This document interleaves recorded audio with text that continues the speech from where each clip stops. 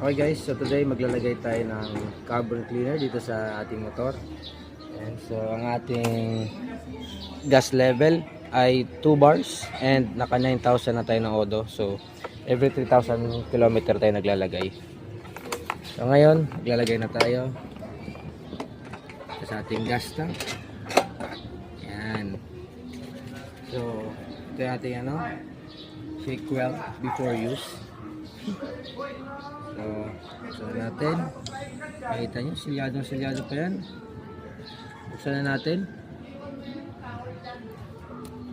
Yan. Yan. So ilagay natin dito sa ating tangke. Yan. Ihalo natin yan. So ito yung naglilinis ng ating mga parte ng motor sa loob. Yan. Nakasulat naman yan sa likod ng dito. Nakasulat yan dito.